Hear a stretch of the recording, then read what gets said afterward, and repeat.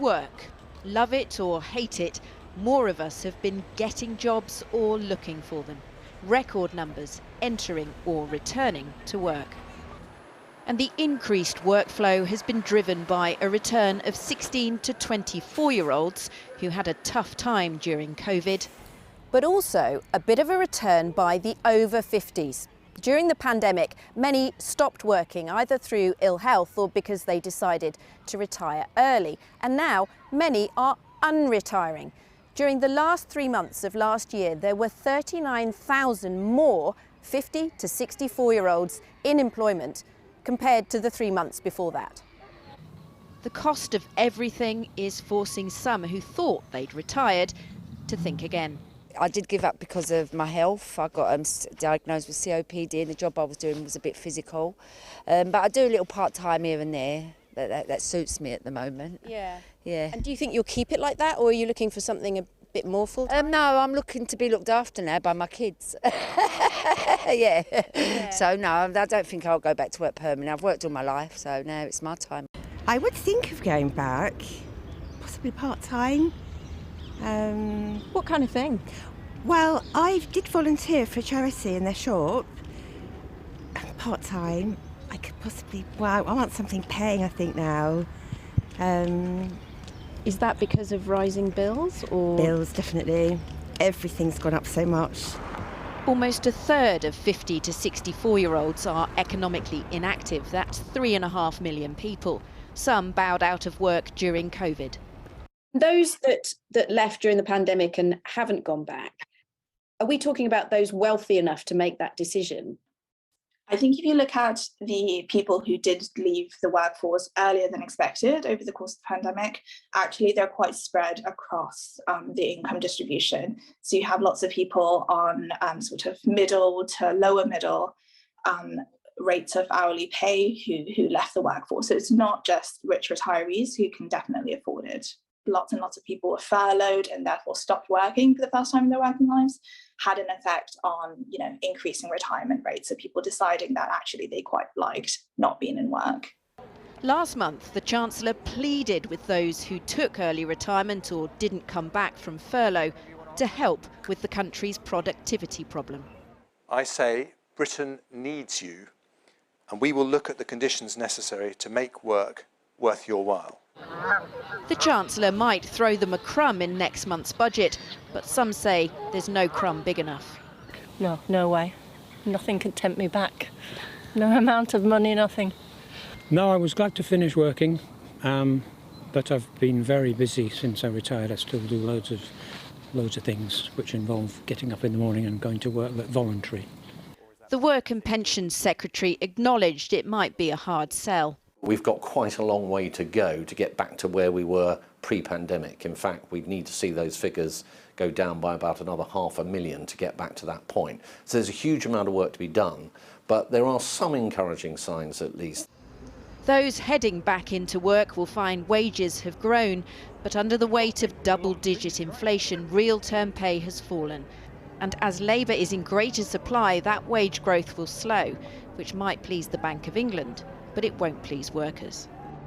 That report by Jane Deeth. Well, our economics reporter Neil MacDonald is in the studio now to help me unpeel this economic onion. So let's start unpeeling it. What about the jobs market? Where's it heading?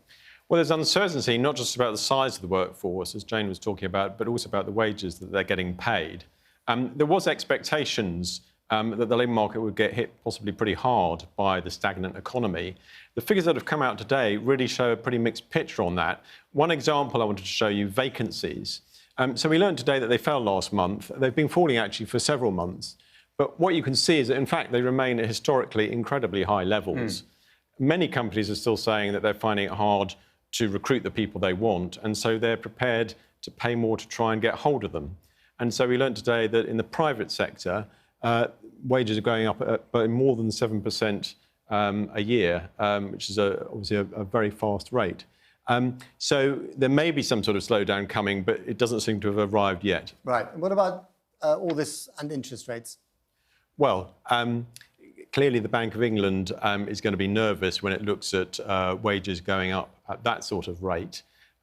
It may be more encouraged by the sort of thing that Jane was talking about, If workers are starting to return and take up some of those vacancies, and that might take some of the pressure off wage deals. There's a bit of a double-edged sword there, of course, though, because at the moment it's those high wage rates that are giving people some sort of protection against the very high inflation. Of course, inflation may come down. It's a question of how those two things move together. But part of the problem is also the quality of jobs out there, isn't it? Yes, and for most people, I'd say that it's not just your job and what you get paid for it, but also the quality of the job that you've got. Now, today we learned about 0 hours contracts, which is where you're on call to come in, but of course the company's not guaranteed to call you in. The number of people on 0 hours contracts is up above 1.1 million, and that's the highest number there's ever been. Now, this is a form of employment that's becoming increasingly common over the last 20 years, as you can see here. And now, obviously, for some people, they're happy with this sort of thing. Even at this sort of level, it's about 3% of the entire workforce. But for some age groups, it's a lot bigger. So for people 16 to 24, it's more like 1 in 10 are probably on a contract like this. And I think as we're wanting more people to return to the workforce, the issue about how they work will become just as important as what the job is and what they get paid for it. Indeed. Neil, thanks very much indeed. Well, the American car manufacturer Ford has announced plans to cut 1,300 jobs in the UK, a fifth of its total workforce in the country. The job losses are part of almost 4,000 redundancies by the company across Europe, which has blamed rising costs and the transition to electric vehicles for the need to restructure its business. The Unite union said it would work with Ford to protect as many jobs as possible, while the government said it would help those being made redundant to get back into work.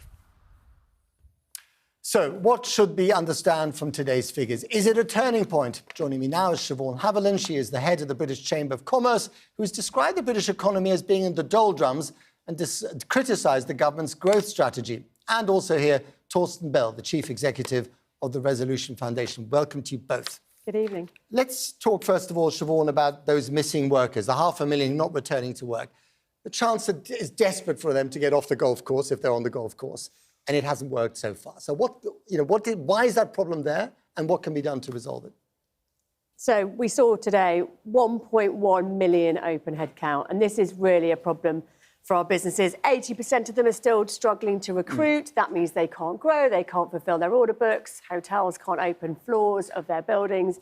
This is having a real impact on businesses. In the real economy, this is the opposite of growth. They cannot grow their businesses because they can't find people. Right. And to what extent is that down to a lack of immigration? The kind of people used to come over, in huge numbers before Brexit. Yeah. So we heard the numbers, about 500,000 of those who left the workforce and haven't come back yet, both students and older workers, but that still leaves over 500,000. And depending on the sector that you're in, so hoteliers will tell you that those people who used to be running their front desk went home during Brexit and COVID and haven't come back. So in certain sectors, it's an impact of both. Torsten, that's not the only problem, is it? We've also got a problem with productivity. We've got a problem with lack of investment in businesses. Paint us a kind of bigger picture of the British disease as it manifests itself at the moment. That's a very pessimistic way of putting it. But the British situation, let's do the British situation. Right. Okay. What is the British situation? I think it's really important to distinguish between things that are short-term in the headlines, lower activity rates, higher inactivity amongst some workers because some people retired during the pandemic, and then longer-term trends. And I would encourage us to focus a bit more on the longer-term trends and a bit less on the thing that happens to be in the news right now. So yes, some people retired during the pandemic. They aren't coming back. They tend to have left higher-paying occupations. They own their house and they have a large private pension. So these aren't people living off benefits. These are people living very comfortably who just don't want to work. Some will be, but the people who retired specifically during the pandemic have now been out of work for 2 years. They have some private income sources, and historically, people who've been out of the labour market for that long, this far out from when it happened, won't come back to the labour market. Is that one of your short-term problems that we shouldn't be too worried about? Well, I mean, you should worry about it. Because Siobhan's worried about it. No, she's worried about the fact that they can't get enough workers specifically in firms. The Bank of England's solving that by slowing down economic growth. And if you look at firms in terms of what they're saying in terms of their difficulty hiring, that's actually been falling since the summer. The peak of the hiring difficulties with this summer, I'm afraid the economy is slowing sufficiently that what we're actually seeing is that the reporting levels of that, why has pay growth actually been slowing since the summer in the private sector? Because those problems are going away, and they're not going away for good reasons. The economy is slowing. What we're not spending enough time focusing on is the fact that actually we saw activity rates in the labour market growing in the 10 years before the pandemic, and there's reason for thinking that will happen again. Some of that's to do with older workers do tend to work longer. People with disabilities are more likely to be working these days. Women are more likely to be working. And instead, we want to continue that, but let's focus on the fact that long before the pandemic, nobody was investing in Britain, in the British economy. Low investment rates is the long-term driver of our low growth, and it's much more likely to be the problem in the 2020s than a temporary problem with labour market inactivity. So that's what we should be focusing on. Low investment, low productivity. Absolutely. Do you agree? So absolutely, but at the moment, our businesses are not in a situation to invest. They're facing huge increases in cost, raw materials, difficulty finding people, spiralling energy bills, and they are not investing at the moment, and that is absolutely a challenge we need to get past. And how much of this is a problem of, the lack of workforce coming over, problem of immigration? We used to say, especially with Brexit, it's all about controlling our borders, controlling the numbers of people coming in. The economy needs people coming in, but politically, it's impossible. Well, look, I'm afraid my honest view is that migration is, by both people who want more migration and those who want no migration, oversold as the key issue for our economy. You can have high levels of migration, you have some lower levels of migration. That will make a big difference to some sectors that can't get the workers they need. But for the economy as a whole, it's not as important as people say. But the businesses that you represent, they need people now. They want those people coming across the border who aren't coming. They do. And the things that the Chancellor needs to put in place around getting people back into work, better childcare, getting older people back into work, that will take some time. And in the meantime, the government need to use their shortage occupation list. Remember, they set up those lists to help bring in short-term visas to fix the problems for now. Torsten, if you were advising the Chancellor before the next budget, which is coming up quite soon, and I'm sure he's calling you all the time, what would you tell him to do? The big picture challenge facing the British economy is how do we get growth up and how do we get inequality down? And getting growth up requires us to get to a situation where British business do invest not just in training up their workers so they don't need to rely on migration, but also in capital stocks, in building things and the rest. And getting inequality down means getting better, serious about high-quality jobs in every part of our economy so we don't see record levels of zero-hour contracts. In 10 seconds, the government says it has a growth strategy. Can you see one? No one in Britain has got a growth strategy because we've just spent the last 15 years not growing and we've just spent the last 4 decades with too high unemployment and inequality, sorry. Can you see a growth strategy anywhere? We see a lot of talk about growth, but we'd like to see some really specific policies for growth put in place. OK, we're going to leave it there. Thank you very much. Siobhan Haviland, Torsten Bell, thanks very much.